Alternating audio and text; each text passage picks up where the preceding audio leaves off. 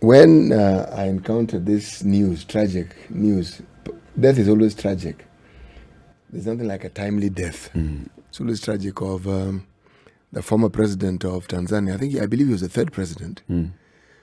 What came to my mind is the role he played, a very major role he played, he and Kofi Annan in this country in 2007, 2008. He was one of the people who was actually very instrumental in bringing about peace when we seem to be actually falling apart at the very, very seams as a nation. He wasn't a controversial man, was he? Because I remember his presidency seemed to have, well, as a Kenyan, of course, seemed to have gone, should I say? Rather smoothly. Quietly, yes. Because the person who came after him, that presidency wasn't that smooth. Who? Jakaya Mrisho's? Yes. Yes. Why? Well, how do you compare Mkapa's to Ali Hassan Mwinyi's, for instance? Ali Hassan Mwinyi had people who you heard a little noise about him. Not too much, but you always had people feeling that there were noises coming from, as was reported, within the nation. Now, there are those who argue that Mkapa had the advantage of having been a media person. So he knew how to handle himself and he knew how to handle the media. The noise I'm talking about has to do, to perhaps give a better example, Jakaya Kikwete and the current president, there's a lot of noise where these two people are concerned. It's like one has surpassed the other.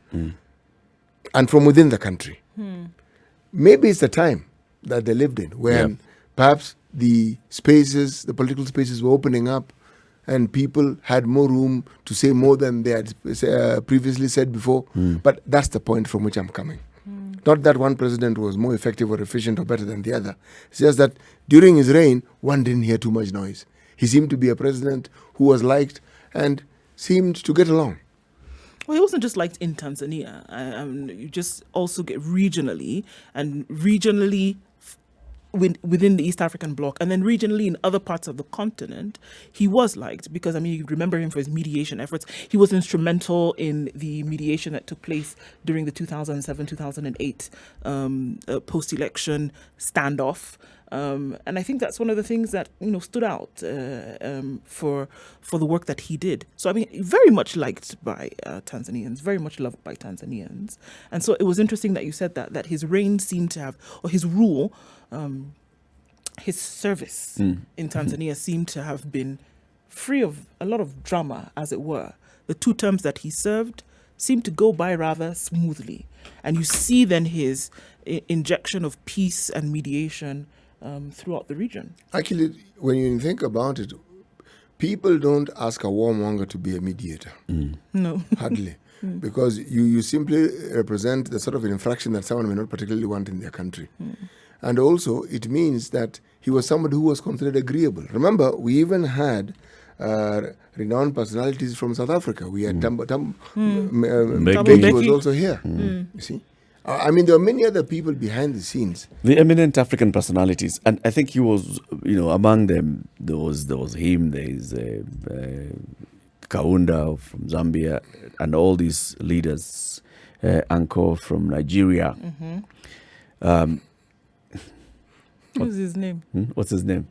Legendro Olusegun Obasanjo. Yes. Right? And the kind of role that he played.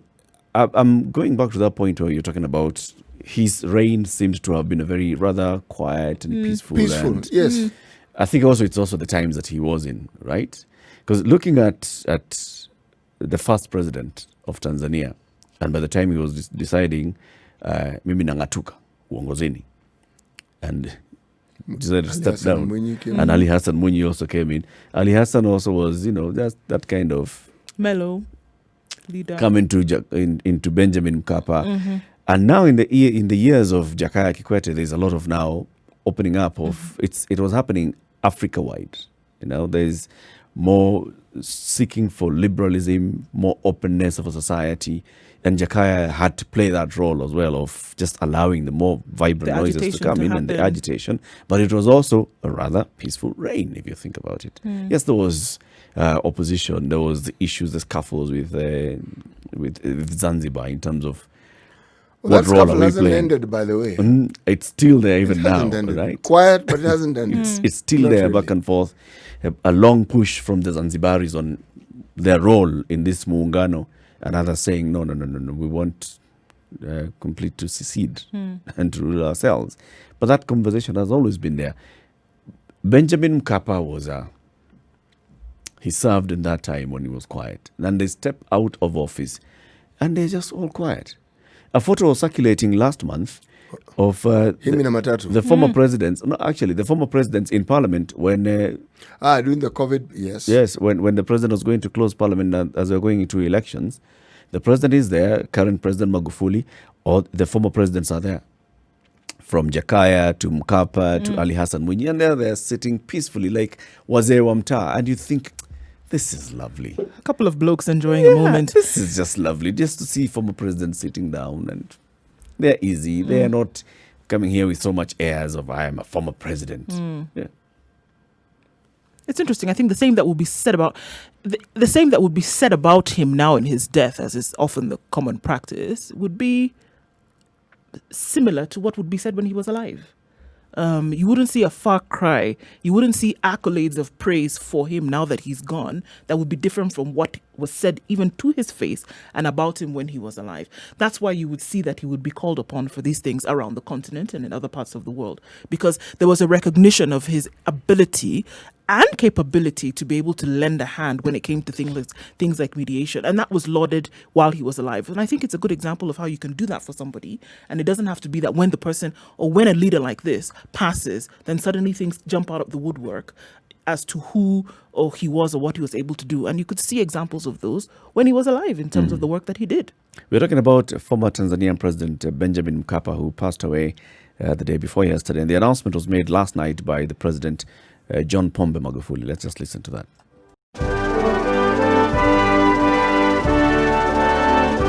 Ndugu zangu wa Tanzania, habari za jioni na habari za usiku. Usiku wa kuamkia leo tumepata msiba mkubwa. Mzee wetu, mzee Benjamin William Mkapa, rais wa awamu ya 3, amefariki kwenye hospitali Dar es Salaam ambako alikuwa amelazwa. Niwaombe wa Tanzania tulipokee hili, na tumepata msiba mkubwa, na tuendelee kumwombea mzee wetu rais mstaafu Benjamin William Mkapa ambaye ametangulia mbele ya haki. Taarifa zingine zitaendelea kutolewa, lakini mzee Mkapa hatunaye tena. Asanteni sana.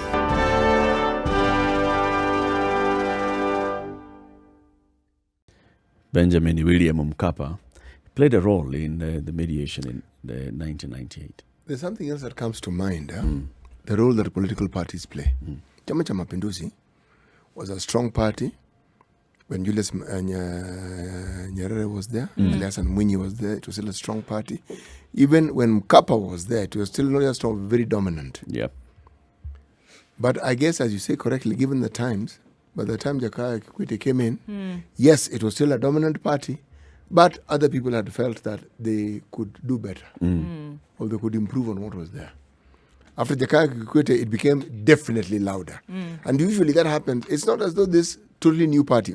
People within the party Just move splinter. out. They Yeah. move, form another party. Yes, and they usually, because there's some internal disagreement as to who should take what position and who should go where. Yes, that disagreement, a new party is formed.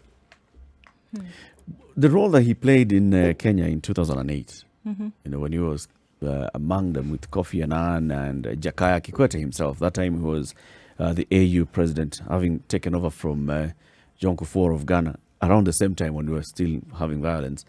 It's something that we appreciate ourselves. It's interesting because he was I remember this clearly because he made a suggestion and he said that these two need to have a conversation amongst By themselves. themselves. And he asked that Martha Karua and William Ruto leave. Yeah, you step aside. And many said that because of that, that's why there was able to be some sort of consensus. And the suggestion came from him. He's the one who actually said it. You know what? There are too many people in the room, as it were. Remove all of these people and let these two have a conversation. And it is seen that because of that suggestion, that's when now you had the decision that was made that then led towards the accord and then peace thereafter. That particular modus operandi was to be followed on other occasions as well. When the coalition wasn't coalescing. Yeah. Yeah. Yes. And the two principals once again sat. And the two of them. Yeah. And chatted. Left out the noise, chatted. And somehow a path was charted and they moved forward. Yeah. He understood when such people are referred to as wise old men, the sentiment and the expression is not wasted. It's actually very accurate. Yeah. Yes. True. He saw and understood.